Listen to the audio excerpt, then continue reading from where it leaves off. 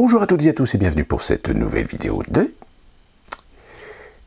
Évidemment, on va commencer par le fameux débat. Alors, je n'ai pas fait de vidéo pour faire une réaction à chaud de ce débat, parce que je voulais voir un petit peu comment, face à son contenu, comment les médias allaient réagir, comment ils allaient analyser la chose, comment ils allaient rendre compte de la chose, etc. Et force est de constater que ça confirme bien qu'on n'a pas fini de rire ou de pleurer. Ce fameux débat Mélenchon-Zemmour, j'avoue, comme d'ailleurs certains experts qui ont quand même l'honnêteté de le dire, a été quand même un débat enfin un peu sérieux. Un peu sérieux dans la forme. Alors, je ne parle pas du contenu. Chaque candidat, enfin, un candidat et un présumé candidat ont leurs opinions. Ils ont leurs positions, ils ont leurs idées politiques, ils ont leurs orientations, etc. Mais force est de constater que sur la forme, c'est-à-dire sur la façon de débattre, eh bien, force est de constater que il y en a quand même pas mal qui devraient prendre des leçons. Pourquoi? Tout simplement parce que, dès le départ, on a bien constaté que Mélenchon a voulu essayer de se farcir Zemmour. Le problème, c'est que Zemmour et Mélenchon se connaissent. Ils se connaissent même très bien. Donc Mélenchon a peut-être essayé de tester Zemmour s'il allait être réactif à sa façon d'aborder le débat. Force est de constater que, alors, ce qui est assez amusant, c'est que certains analystes, justement, dans ce prologue, disent que Zemmour, on le voit instable, on le voit pas très bien dans ses baskets, etc. Alors qu'en revanche, on voit bien qu'en effet, quand Mélenchon commence un petit peu à le provoquer, voire même l'insulter, de raciste, etc., en fait presque la bête qui nuit à la démocratie. Zemmour, en effet, a beaucoup de gestuels. Mais il a beaucoup de gestuels qui démontrent qu'il prend sur lui. Qu'il prend sur lui pour rester calme, pour attendre son tour et pouvoir répondre. Et c'est à ce moment-là que Mélenchon s'est rendu compte que la stratégie ne fonctionnerait pas. Et là, Mélenchon a changé son braquet.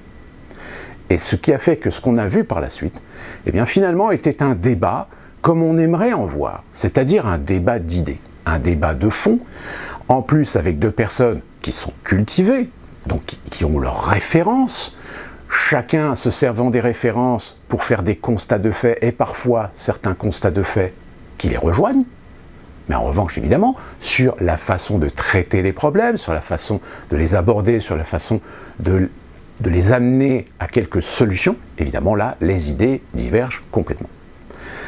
Pourquoi je dis qu'il est très amusant de voir ce que aujourd'hui certains médias en disent? Eh bien, évidemment, selon l'alignement du média, certains médias disent victoire de Mélenchon, d'autres disent c'est la victoire de Zemmour. Les rageux, eux, vont dire Mélenchon a écrasé la petite merde de Zemmour, et les pro-Zemmour vont dire Zemmour s'est farci Mélenchon et a ridiculisé Mélenchon. Le problème, c'est que non, aucun des deux n'y a ni vainqueur ni vaincu. En réalité, on a eu deux personnalités qui ont des idées radicalement différentes, mais des idées radicalement différentes qui se basent sur les mêmes constats de fait. Alors évidemment, suivant la perception que l'on a, suivant la culture que l'on a, suivant la capacité que l'on a d'avoir une réalité, une conscience sur les réalités sociales, économiques, politiques, voire même religieuses, force est de constater que le discours de Mélenchon était un discours qui se défendait, mais qui se défendait dans la mesure où, à partir du moment où un pays en a les moyens. Et là, ce qui a joué en faveur de Zemmour, c'est qu'à un moment donné, Mélenchon, sur son humanisme, sur son principe et son idée de solidarité, en oublie ce que justement Zemmour disait. À la seule différence, c'est que malheureusement Zemmour a un discours parfois qu'il faut décoder. Or, vous le savez aussi bien que moi, nous sommes confrontés aujourd'hui à un gros 2/3 des Français qui ne vont jamais chercher plus loin que le bout de leur nez, et qui se contentent de ce qu'on leur dit, de ce qu'on leur montre. Et à partir du moment où si on leur dit que Zemmour est un fasciste, Eh bien, il y a beaucoup de gens qui le croient. Si bien qu'ils sont totalement hermétiques au discours de Zemmour. Pour comprendre ce que dit Zemmour, comprendre ses erreurs comme ses vérités. Ses erreurs, c'est en effet faire de la généralité. Ça, là-dessus, tout le monde est d'accord. Son erreur, c'est de faire des fixations. Des fixations, alors pas sur les musulmans, mais par exemple sur certaines valeurs, certains principes qui, à mon sens, ne sont pas des priorités. Je veux dire, le coup des prénoms, qu'est-ce qu'on en a à foutre? On peut très bien avoir des gens qui s'appellent Rachid, Mohamed, ou Karim, ou Saïd, ou Fatima, ou etc., et être des parfaits citoyens français. Certes, d'origine musulmane modérée, ou musulmans non pratiquants, parce qu'il y en a. Même si c'est très difficile pour eux de vivre au sein de leur communauté, ils sont obligés de s'extirper de leur communauté pour pouvoir vivre leur façon de vivre. Force est de constater que lorsqu'on comprend ça, donc on comprend la démarche de Zemmour. Sauf que Zemmour est dans un principe généraliste. Il considère que de toute façon, tout musulman qui se respecte doit forcément respecter les principes et les valeurs du Coran, le Coran étant aussi un code politique et un code social. Donc à partir de là, on constate que, bah oui, il y a des principes et des valeurs qui sont contraires aux principes et valeurs de la République. Et je dirais même de la culture française dans son évolution. Alors que Mélenchon, lui, Mélenchon, il est dans un discours humaniste. Il est dans un discours universel. Alors c'est pareil, c'est un discours qui se défend. C'est un discours qui peut fonctionner. Des idées qui peuvent fonctionner. Mais à une seule condition. C'est que la condition sine qua non pour que les idées de Mélenchon fonctionnent, c'est qu'il faudrait qu'on vive dans une croissance. Une croissance constante. Or, malheureusement, c'est ça qui pose problème dans le discours de Mélenchon, c'est qu'il est totalement à côté de la plaque de la situation où nous sommes en situation de crise. Nous sommes en situation de crise identitaire, nous sommes en situation de crise économique, nous sommes en situation de crise de confiance envers même les institutions, envers même la démocratie. Et force est de constater que Mélenchon essaie de tirer vers lui l'humanisme, le sentimentalisme, la sensibilité de chacun vers quelque chose d'humaniste, vers quelque chose d'universel, de bonté, tout le monde il est beau, tout le monde il est gentil, tout le monde veut vivre ensemble, le multiculturalisme c'est formidable, etc. Sauf que finalement, pendant le débat, on se rend compte que Mélenchon est complètement hermétique à l'explication de Zemmour sur le problème qu'il y a de certaines communautés.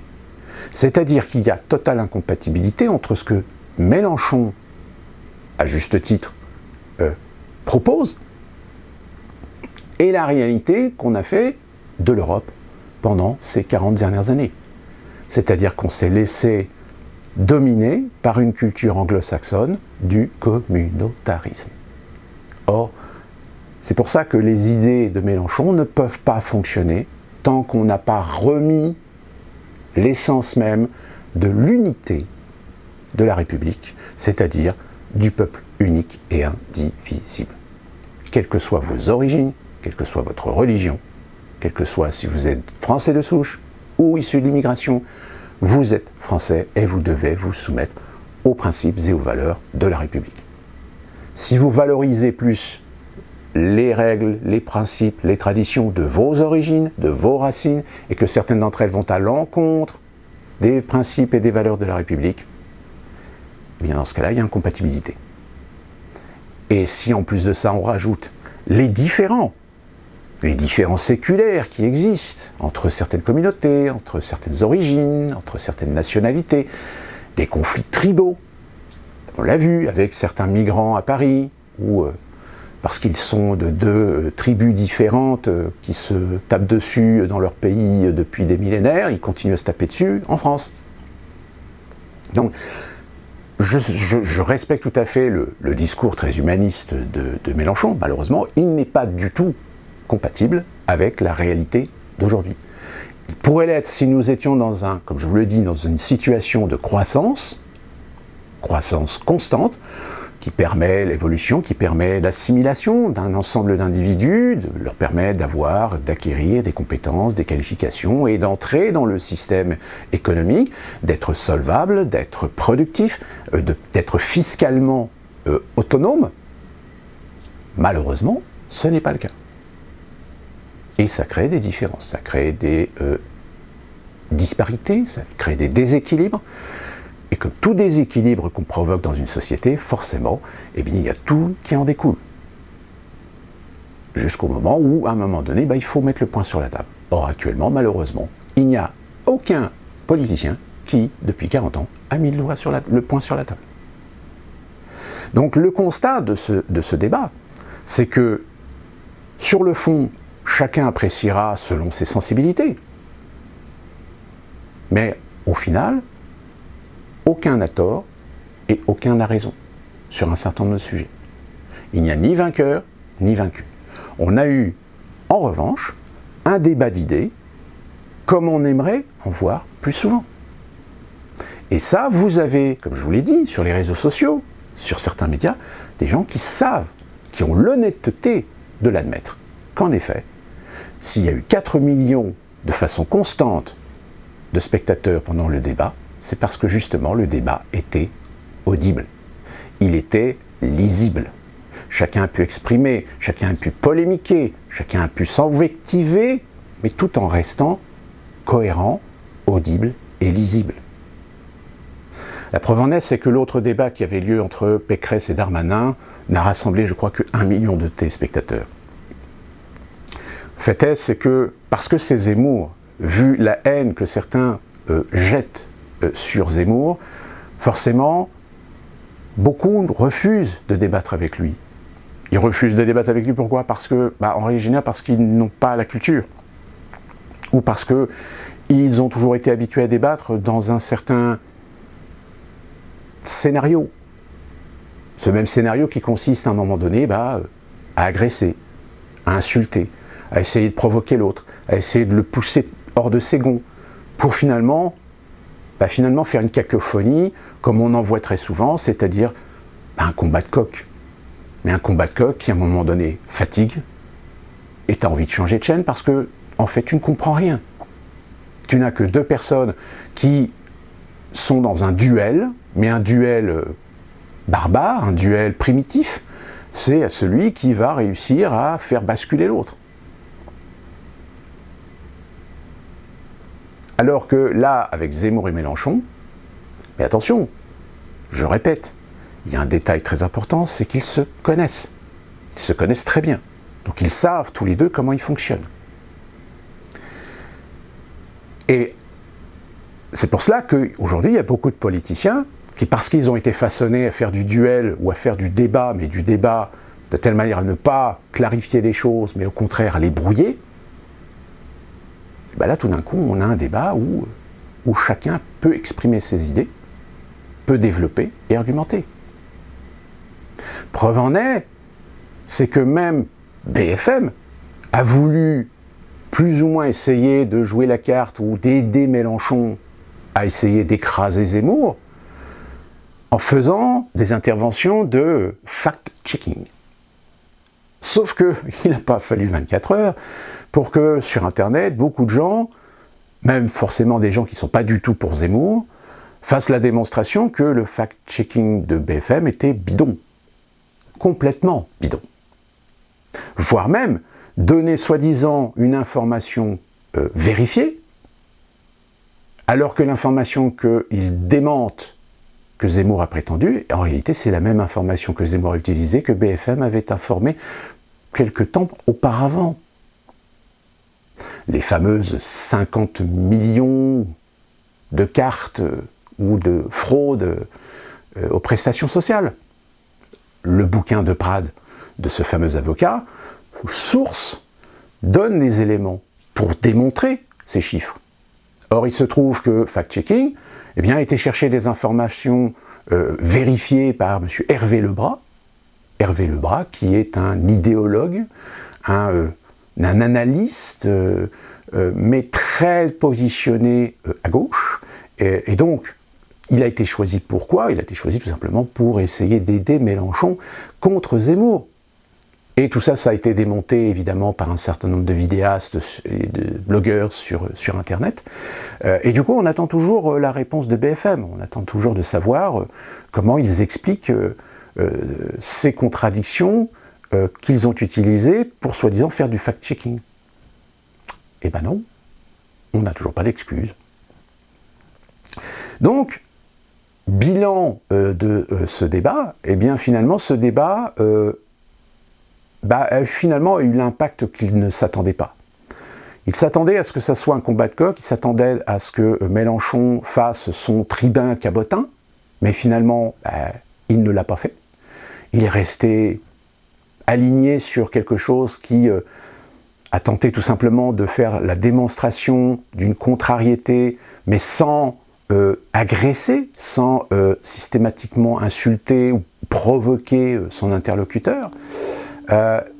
Et d'ailleurs, même dans le coin de la gauche, aujourd'hui, bien certains commencent à dire que Mélenchon, finalement, Mélenchon s'est vendu. Il s'est vendu pourquoi? Il s'est vendu parce qu'il n'a pas agressé Zemmour, parce qu'il n'a pas provoqué Zemmour, parce qu'il n'a pas écrasé Zemmour. Mélenchon a fait un débat. Mais comme on a des rageux de chaque côté, donc aujourd'hui, vous avez sur Internet des gens qui sont en train de s'évertuer à vous convaincre que Mélenchon soit a écrasé Zemmour, ou soit s'est vendu à Zemmour.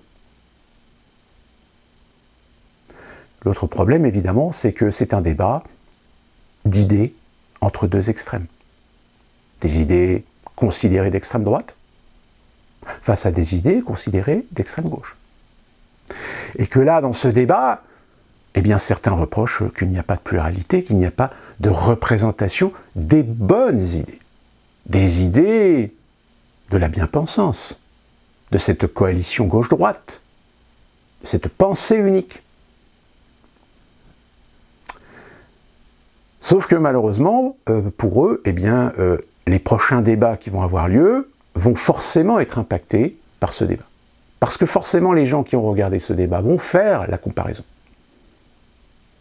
Et ils vont faire la comparaison à juste titre.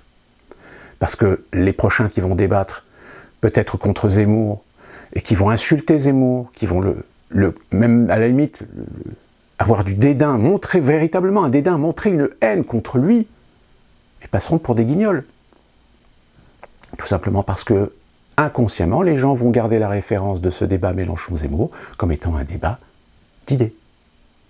Et non pas une volonté de faire en sorte d'écraser l'un ou de vouloir tuer l'autre. Donc, advienne que pourra, nous verrons bien la suite des événements. Je rappelle, le 4 octobre, Zemmour doit faire un débat avec Onfray. Là encore, certains médias disent que c'est un meeting, un pré-meeting de pré-candidature de Zemmour. Or, ce débat, ça fait longtemps qu'il est organisé. Il est en plus organisé par le Front Populaire. Et d'ailleurs, ils viennent d'annoncer que les 3700 places de la grande salle du Palais des Congrès de Chaillot, c'est complet. Et qu'ils vont retransmettre en direct ce débat sur leur site, moyennant évidemment une petite contribution, une petite promo, alors je crois 3,95 € si ma mémoire est bonne, mais avec un complément, c'est-à-dire avec un accès d'1 mois, je crois, au site, et aux articles, etc. Mais je dirais à la limite, c'est logique. Il faut bien que le Front Populaire, comme tout organisme, puisse trouver des financements. Donc je trouve qu'à la limite, 3,95 € pour voir un débat en direct de 2 heures, bon, à la limite, ça les mérite. Et puis, c'est une contribution, c'est une participation. Bon, sauf qu'évidemment, c'est peut-être pas très cool pour tous les gens qui ont payé des tickets, parce que je crois que les tickets, c'était presque 30 à 40 € le ticket, parce qu'évidemment, c'était pas gratuit. Et du coup, y a des gens qui vont voir le débat quand même gratuitement, enfin, pas gratuitement, mais pour 3,95 €. Enfin, ça, c'est des petites histoires de business, on peut d'accord, pas d'accord, peu importe. Donc voilà pour ce débat. Je ne vais pas revenir sur le contenu parce que je vous laisse faire votre propre avis si vous avez la possibilité de le voir. Je crois qu'il y a un replay qui est disponible sur le compte YouTube de Mélenchon, en complet. Parce que évitez les résumés, parce que les résumés, ils ont choisi évidemment les passages qu'ils voulaient bien montrer, mais ils n'ont pas montré d'autres passages qui étaient tout aussi intéressants. Donc voilà pour ce débat. Et puis de toute façon, oui, bah là Zemmour prend évidemment beaucoup de place dans l'actualité parce que évidemment il joue énormément avec l'impatience, il joue avec tous ces médias qui trépignent, qui même en font un candidat avant même qu'il ne se prononce, parce que bah évidemment derrière il y a des enjeux politiques. Parce que si jamais Zemmour, comme je vous l'ai dit, se prononce comme candidat, il faudra regarder qui est derrière, qui le soutient. Et deuxièmement, eh bien, ça va être la panique. Ça va être la panique au Rassemblement National et chez les Républicains, voire peut-être même chez les En Marche, parce que Zemmour a une possibilité, a une capacité à siphonner de l'électorat dans ces secteurs. Et preuve est que la chose est tellement importante parce qu'aujourd'hui, l'électorat est excessivement fragile pour ces partis politiques. Nous avons eu ce week-end le vote chez les Républicains pour demander aux adhérents, je crois que c'est les adhérents, de choisir le mode de scrutin pour la primaire. Et il se trouve que le vote a été sans appel. Les adhérents qui ont voté ont décidé que ce serait un vote interne. C'est-à-dire que ça ne sera pas comme les écologistes l'ont fait, c'est-à-dire une primaire ouverte, c'est-à-dire que vous pourrez, vous, sans être encarté ou quoi que ce soit, vous pouvez vous inscrire, moyennant évidemment une petite contribution, encore une fois, et voter pour le candidat que vous souhaitez. Finalement, non, ça sera pour les Républicains, ce sera uniquement que les adhérents qui voteront la primaire pour les Républicains. Sauf que ce vote, il y a eu 76 000 inscrits, donc un petit peu plus de 76 000 inscrits, et il n'y a eu que 36 000 participations. C'est-à-dire qu'il y a 36 000 personnes qui ont décidé que cette primaire républicaine aura lieu uniquement en interne, et que ça ne sera pas ouvert. Je rappelle, en 2017, j'ai regardé, j'ai pas trouvé d'autres chiffres plus récents, le parti Les Républicains rassemblait 216 ou 276 000 adhérents. C'est pas BZF pour un parti qui est quand même un parti historique. Comparativement, la primaire écolo, les écologistes, c'est 116 000, je crois, 112 ou 116 000 personnes qui participent à l'élection au niveau de la primaire. Donc vous voyez, c'est ça le problème, c'est que les institutions ont été construites pour donner plus d'avantages à certains partis parce que c'est des partis qui ont une représentativité, je dirais plutôt plus précisément, qui ont réussi à se prendre un certain nombre de représentativités à l'échelle nationale, alors qu'en réalité, ils ne sont soutenus que par une infime minorité de gens, d'ailleurs un nombre de gens qui ne correspondent à peu de choses près qu'au nombre de gens qui manifestent aujourd'hui le samedi dans les rues. C'est là encore ce qui est assez intéressant, de faire ce comparatif. La seule différence, évidemment, c'est que les manifestants qui sont dans les rues le samedi ne sont pas encartés d'un parti ou d'un autre, alors que là, ce sont des gens qui sont clairement assumés de partager les idées d'un parti politique. Et encore, partager, comme je vous l'ai déjà dit, de ma vie, je n'ai jamais croisé quelqu'un qui est capable de m'expliquer quelles sont les idées ou les projets des partis politiques. Parce qu'ils ne s'y intéressent pas. Ils ont juste une préférence d'idées par rapport à leur propre vie. C'est pour ça que je dis très souvent qu'aujourd'hui on ne vote plus par idéologie politique parce qu'on vote par consumérisme. Le consumérisme étant évidemment un concept d'individualisme. C'est-à-dire je vote pour quelqu'un parce que je sais qu'il va m'apporter quelque chose, mais je ne vote pas pour quelqu'un pour le bien commun. Il est là le problème. Si un candidat vous dit, si vous êtes par exemple quelqu'un qui est au chômage, qui n'a pas de travail, etc., et qu'un candidat vous dit « je suis pour le revenu universel », bah évidemment vous allez voter pour lui. Mais vous n'irez jamais essayer de savoir ou de comprendre si en réalité il vous dit quelque chose qui va tenir, ou si au contraire c'est une connerie, et qu'une fois qu'il sera élu, il va dire bah, « désolé, je sais, j'ai dit que je voulais, mais malheureusement, financièrement, on n'a pas de financement, on n'a pas la structure, on ne peut pas le faire, etc. » Et voilà. Sauf que ça, vous pouviez le savoir avant de mettre votre bulletin dans l'urne. Et d'ailleurs, petite info, nous avons l'UDI, le PS et je crois que c'est les En Marche, ou les Républicains, je ne sais plus, qui viennent de faire une proposition à l'Assemblée nationale pour rétablir le vote par correspondance. Vous savez, ce fameux vote, d'ailleurs je crois que je vous avais mis le document dans ma précédente vidéo. Ben évidemment, sur les réseaux sociaux, tout le monde est en train de dire ouais, « ok, ça y est, ils cherchent à tricher, ils cherchent à mettre en place des trucs qu'on va pouvoir frauder, etc. » Ah mais non, mais je pense qu'à mon avis, cette campagne présidentielle 2022 va être la pire de toutes les pires. Et j'ai même envie de dire que ça se trouve peut-être que ça sera la dernière élection présidentielle d'un président jetable. Autre information et non des moindres, puisque ce week-end, l'Allemagne vote. Et ce n'est pas n'importe quel vote, puisque ce sont des législatives. Et les législatives qui doivent déterminer, eh bien, tout simplement, le remplacement de Merkel. Enfin, Merkel va céder sa place. Sauf que cette élection, elle est compliquée, tout simplement parce que les sociodémocrates et les conservateurs sont au coude à coude, selon les sondages en sortie d'urne. Le SPD d'Olaf Scholz est crédité de 26% contre 24% pour les chrétiens démocrates, donc le parti de la chancelière, qui est emmené par Armin Laschet, dans les données présentées par la chaîne publique ZDF.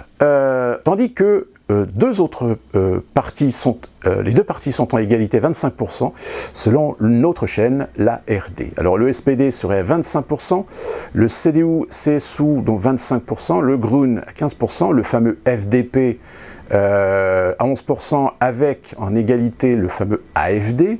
À ceci près, c'est que l'AFD la perdrait alors 1% par rapport à sa moyenne d'électeurs, et le parti Linke est à 5%. Donc, oui, en effet, je pense que ça va être crucial, même si de toute façon, on ne se fait pas d'illusions. Que ce soit les sociodémocrates ou les conservateurs, de toute façon, ce sont des pro-européens. Donc, enfin, pro-européens dans la mesure où ça peut encore fonctionner. Parce que comme je l'ai dit, j'avais répondu d'ailleurs un commentaire sur un tweet, j'avais dit de toute façon, il va y avoir un moment où si jamais les Américains se retrouvent dans la merde pour sauver le dollar, il va falloir sacrifier l'euro. Pourquoi je veux sacrifier l'euro? Je vais vous l'expliquer tout de suite après. Et si jamais les Allemands, parce que les Allemands seront les premiers au courant, les Américains mettront au courant les Allemands en disant bon, écoutez les Allemands, faites ce que vous voulez, mais nous, voilà, pour sauver notre dollar, on a besoin de vous dégager. Et bien les Allemands pourraient bien nous la jouer à l'envers, c'est-à-dire sauter du train avant le crash. Parlons maintenant de ce qui se passe en Australie. Peut-être que vous avez vu un train aperçu, parce que c'est vrai que ce n'est pas très couvert par les médias mainstream. Vous avez des manifestations anti-pass sanitaire, anti-règles sanitaires, restrictions sanitaires, etc. Et surtout sur l'obligation vaccinale en Australie. Alors les manifestations avaient commencé depuis maintenant pas mal de temps, sauf que là, ça s'est clairement radicalisé. Radicalisé depuis une semaine où je crois que ce sont les dockers qui sont intervenus dans les manifestations, puisqu'on voudrait leur obliger une vaccination. Sauf que ça a mal tourné tout simplement parce qu'il y a eu des confrontations. C'est-à-dire que finalement, on a vu des images comme celles qu'on a pu voir quand il y a eu les manifestations à Paris pendant la période des Gilets jaunes. C'est-à-dire que des policiers, parfois un petit peu dans la peur, ou parfois dans l'excès de zèle, ont commencé à tirer sur les manifestants, et évidemment ça a engendré encore plus de colère et d'incompréhension. J'insiste bien sur le mot incompréhension, pourquoi? Tout simplement parce que rappelons-nous d'une chose, les Australiens sont issus d'une culture anglo-saxonne, et comme toutes les cultures anglo-saxonnes, eh bien on constate très souvent quand on vit dans ces pays d'influence anglo-saxonne, on se rend compte qu'il y a quand même une culture assez hypersensibilisée. Donc forcément, dès qu'il y a une petite amicroche, là où dans nos comportements, dans notre culture latine, nous savons prendre à un moment donné du recul et affronter les choses avec raison et sang-froid. Et bien malheureusement, chez les anglo-saxons, c'est pas forcément le cas. C'est-à-dire que ça monte très vite en température et ça, au bout d'un moment, ça part un petit peu dans tous les sens. Et force est de constater que dans les manifestations qui ont eu lieu en Australie, eh bien, il y a beaucoup de manifestants qui ont été finalement décontenancés. Décontenancés par cette violence policière auquel ils n'avaient jamais, en règle générale, été soumis, qu'ils n'avaient rencontré. Donc, résultat des courses, eh bien, aujourd'hui, vous avez de plus en plus de gens qui sortent dans la rue pour manifester, en raison principale évidemment contre l'obligation vaccinale, contre la politique sanitaire du gouvernement, mais aussi, et ça commence, contre la violence policière, ce qui était jusqu'à présent très peu, très peu constaté, ou ne faisait que très peu ombrage dans ce pays, qui je rappelle est une grande île, mais qui n'est pas très peuplée finalement, et que au niveau de la gestion, on peut dire que les Australiens, de par leur situation géographique, ont très peu été souvent affectés par les turpitudes du monde. C'est un peu comme les États-Unis, si vous voulez. À défaut que les États-Unis, il y a eu une politique supplémentaire qu'on appelle la politique isolationniste, c'est-à-dire de renfermer les Américains sur eux-mêmes pour qu'ils ne s'intéressent pas trop à ce qui se passe à l'extérieur du pays. Et bien là, force est de constater que la pandémie, elle a quand même remis les pendules à l'heure sur certaines réalités de gestion, sur une certaine réalité idéologique de le gouvernement. Et c'est la même chose aux États-Unis. Là, on a désormais, il y a 25 États sur les 50 qui ont soit promulgué, décrété ou qui ont dit très clairement que dans leurs États, il n'y aura jamais de passe sanitaire, il n'y aura jamais d'obligation vaccinale. Alors, encore une fois, je précise que ce sont les États qui décrètent ou qui décident, mais il peut y avoir des villes, il peut y avoir des comtés qui décident le contraire de ce que l'État a décidé, comme ça a été le cas par exemple dans le Texas. Lorsque le Texas a abrogé les règles sanitaires, le maire de la ville d'Austin, en revanche, lui, a passé un décret pour que dans la ville d'Austin, le masque soit encore obligatoire en intérieur. Donc vous voyez, c'est extrêmement compliqué, et d'ailleurs même moi ici, moi je suis dans un comté pour l'instant qui n'a pas remis de restrictions particulières. Par contre, je travaille dans un lieu qui se trouve dans un autre comté, et ce comté a décidé de remettre obligatoire les masques en intérieur. Même si malheureusement c'est pas forcément respecté, et que vu que les sociétés n'ont pas envie de dépenser de l'argent dans des sociétés de sécurité pour faire respecter la règle, donc du coup, allez, on va dire qu'il y a à peu près 10 ou 15% des gens qui en fait en ont rien à foutre et ne respectent pas du tout le port du masque. Donc affaire à suivre avec ce qui se passe un peu en Australie, parce que ça se rajoute finalement à d'autres contestations liées justement aux restrictions sanitaires, dont encore une fois de plus, pareil, les médias mainstream ne parlent pas. On a pu voir en Italie, à Sienne, à Milan, à Rome, ça a manifesté encore ce week-end, ça a manifesté également en Belgique, ça a manifesté aussi en Suisse. La Suisse voudrait aussi mettre certaines restrictions que les Suisses ne veulent pas, et surtout la Suisse romande. Ça manifeste également en Allemagne. Je veux dire, en Allemagne, beaucoup d'Allemands commencent maintenant à se poser un petit peu la question, mais c'est quoi ce bordel ? L'Angleterre, j'en parle même pas, parce que même si le gouvernement britannique a laissé tomber l'obligation vaccinale, enfin temporairement, pas définitivement, ça continue un petit peu à manifester sur les restrictions sanitaires. Petit aparté concernant la Grande-Bretagne, je ne sais pas si vous savez, mais la Grande-Bretagne est en pénurie d'essence, parce qu'ils sont en pénurie de chauffeurs. C'est-à-dire qu'ils n'ont trouvent plus de chauffeurs pour conduire les camions citernes pour alimenter les stations essence. Et donc, on est en pleine pénurie. Mais c'est un peu partout pareil, je pense. Même aux États-Unis, il y a aujourd'hui une pénurie, je vous l'avais expliqué dans une précédente vidéo, du fait que malheureusement, les gens qui avaient des emplois avant, mais qui avaient acquis des compétences, des connaissances, etc., ont été piqués par d'autres sociétés. Et c'est bien que les sociétés aujourd'hui essaient de retrouver du personnel, sauf que le personnel qu'ils veulent, c'est du personnel qu'ils veulent payer au ras des pâquerettes. Or, il y a des gens aujourd'hui qui sont encore, qui ont fait des économies finalement et qui continuent à vivre avec ce que l'État leur a versé pendant la pandémie. C'est le bordel. Et enfin, je vais terminer avec une petite explication sur quelque chose qui me semble important que vous preniez conscience par rapport à certains discours. Tout à l'heure, je vous ai parlé des États-Unis qui pourraient éventuellement alerter l'Allemagne qu'à un moment donné, ils ont l'intention de faire en sorte de descendre l'euro. Ça rejoint un petit peu l'idée sur le fait que parler de souveraineté, de retour de souveraineté. On en a parlé avec Zemmour qui a explicitement dit que de toute façon pour lui il était hors de question de sortir de l'Union Européenne, voire même de l'euro. Parce que sortir de l'euro, ce serait une catastrophe. Le problème, c'est qu'il faut faire la différence entre national et international. En effet, sur le plan national, nous aurions un intérêt à sortir de l'Union Européenne, à sortir de l'euro, et retrouver une souveraineté monétaire. Ce qui nous permettrait de faire et de traiter nos affaires librement, sans être obligé de respecter les consignes de Bruxelles et de dépendre d'une monnaie dont les fluctuations sont toujours ce qu'elles sont en règle générale, en ce qui concerne surtout des monnaies issues du panier international. Sauf que, c'est là que pose le problème. En effet, imaginons, la France sort de l'Union Européenne, décide de sortir de l'euro, reprend sa monnaie. Premièrement, il faut savoir une chose, c'est que si elle retape monnaie, comme on dit, il va falloir que la monnaie trouve sa place sur le marché monétaire. Marché monétaire international. Cette monnaie, elle va dépendre de la valeur du pays.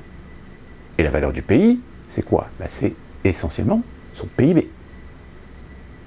Donc forcément, quand on voit le PIB aujourd'hui de la France, et quand on voit son niveau d'endettement du PIB, force est de constater que si on reprend un franc, eh bien je peux vous garantir que vous allez vivre 6 mois ou 1 an où ça va être très dur. Très, très dur. Parce qu'il va falloir revaloriser la monnaie. Donc c'est-à-dire qu'il va falloir réindustrialiser, qu'il va falloir négocier, conserver, renégocier un certain nombre de contrats ou accords commerciaux avec des alliés étrangers. Sans parler éventuellement de ce que l'Union Européenne pourrait éventuellement nous mettre des bâtons dans les roues, comme ils font déjà avec la Grande-Bretagne. Mais, si nous avons à la tête du pays des gens intelligents, des gens compétents, des gens concrets, des gens conscients des réalités et des capacités du pays, il pourrait avoir le discours de dire attention, les Français, il va falloir qu'on retrousse nos manches, mais à la fin, nous y arriverons. On arrivera à redonner à la France une valeur, une compétitivité sur le marché économique international. Donc, il y a un risque en effet. Mais c'est un risque qu'on peut prendre et qui peut payer. Ce qui fait que si un jour les Américains voient leur dollar menacé, vous comprendrez bien qu'ils vont pouvoir ou vont devoir faire en sorte d'éliminer une des autres monnaies du panier international. Je rappelle, panier international, dollar, euro, yuan, livre sterling et yen. Et que si le dollar est menacé, pour l'instant le dollar reste quand même une monnaie stable dans les échanges internationaux. Ce que j'appelle échanges internationaux, c'est par exemple quand vous avez un pays comme le Bangladesh ou l'Inde qui veulent faire des échanges internationaux, ils ne payent pas dans leur monnaie nationale. Ils payent soit en dollars, soit en euros, soit en yuan, soit en yen, soit en livre sterling. Sauf que si vous regardez statistiquement la monnaie qui est la plus utilisée pour les échanges internationaux, en règle générale, c'est le dollar. Un peu l'euro pour ce qui concerne évidemment les pays européens. Les pays européens sur leurs échanges internationaux payent en euros, ce qui fait la valeur la valorisation même de l'euro. Mais pour d'autres pays, ils payent en dollars. Je ne parle même pas des pays où la situation économique, la situation monétaire est un désastre, voire même une ruine. Vous allez dans certains pays d'Afrique, je peux vous dire que vous n'avez pas du tout intérêt à prendre des billets ou de la monnaie locale, vous prenez des dollars et vous serez des nababs. C'est ce qui fait la stabilité du dollar, même si aux États-Unis, le dollar aujourd'hui, dans sa valeur même sur le plan international, sur le plan économique, sur les fondamentaux, le dollar, ça ne vaut même pas un papier de PQ. Mais parce que c'est une monnaie internationale, qui en plus de ça s'est consolidée dans les années 70, et bien avant même avec l'instauration du pétrodollar, puisque je rappelle, le pétrole saoudien, iranien, irakien, Turkménistan, Qatari, ce que vous voulez, etc., sont payés en dollars. Je pense même pas qu'ils sont payés en euros, c'est payé en dollars. Donc vous voyez, c'est... Et donc je reviens à ce que je vous disais par rapport à la France. Si demain la France décide de reprendre sa monnaie, de reprendre sa souveraineté monétaire, il est évident que le franc ne pourra jamais atteindre un niveau et ne sera jamais dans le panier international. Donc ça veut dire que la France, pour pouvoir payer, pour pouvoir négocier, pour pouvoir commercer avec l'étranger, sera obligée d'utiliser une des monnaies du panier international. Si des accords arrivent à être trouvés avec l'Union européenne, sans que l'Union européenne soit dans le déni, voire etc., on peut peut-être considérer que la France pourra continuer à utiliser l'euro pour les échanges internationaux, avec une convertibilité avec le franc. Mais vous comprendrez bien qu'il y a dans l'idée de certains de se dire pourquoi se faire chier avec l'euro, puisqu'il y a du lobbying américain et que les Américains se diront puisque la France a quitté l'euro, on va proposer à la France de pouvoir commercer en dollars. Ce que je viens de vous expliquer, pourquoi la Grande-Bretagne a pu se permettre de sortir de l'Union européenne, tout simplement parce qu'elle avait encore sa monnaie, et qui plus est, une monnaie qui fait partie du panier monétaire international, qui est la livre sterling. Ce qui n'est pas le cas de l'Espagne, de l'Italie, du Portugal, de l'Allemagne, de la Belgique, du Pays-Bas, qui ont l'euro. Mais si demain ils décident de quitter l'euro, ils reprennent leur monnaie. Mais leur monnaie pourra en effet leur donner une souveraineté monétaire, mais pas sur le marché international. Sur le marché international, ils seront obligés de négocier, de payer, de faire des transactions parmi une des 5 monnaies du panier. Donc c'est pour ça quand vous avez des gens qui vous disent non, l'euro on ne peut pas le quitter. Oui, parce que eux, ils sont pragmatiques, ils disent c'est une monnaie du panier international, donc ça facilite les échanges, ça facilite le commerce. En revanche, l'inconvénient, c'est que si jamais l'euro est attaqué, si jamais l'euro s'effondre, vous vous effondrez avec. Ce qui n'est pas le cas, par exemple, des pays qui, eux, ont gardé leur monnaie. Je pense, par exemple, la Suède, je crois, qui a toujours sa couronne suédoise, ou la Norvège, la couronne norvégienne. Ces pays-là, si jamais demain l'euro s'effondre, ils ont encore leur monnaie. Donc c'est pas négligeable de comprendre ce détail. Donc la prochaine fois, quand vous entendrez ça, repensez bien à ce que je viens de vous dire. C'est oui, en France, on peut reprendre, on peut refrapper monnaie. On peut reprendre notre souveraineté monétaire. Mais cette monnaie ne nous permettra pas de payer ou de faire des transactions commerciales internationales. C'est-à-dire que votre voisin qui a son entreprise de bois de charpente, etc.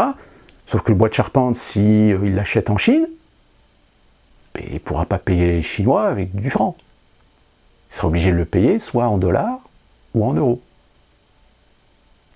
Sauf que après, c'est le problème de convertibilité. Parce que suivant les variations, si jamais on réussit à avoir un franc, alors je rappelle, pour ceux qui n'ont pas connu, nous avons passé à l'euro, l'équivalent c'était 6,55. C'est-à-dire que 1 euro était égal à 6 francs 55. L'euro a été calculé et sur évidemment la monnaie européenne qui était la plus élevée, la plus forte à l'époque, qui était le Deutschmark. Puisque déjà à l'époque, pour un franc c'était, il y avait 6 Deutschmark, un Deutschmark c'était je crois 5 francs 90, donc à peu près 6 francs. Et le dollar lui pareil, il avait des variations, il était à 5 francs 35 ou quelque chose comme ça.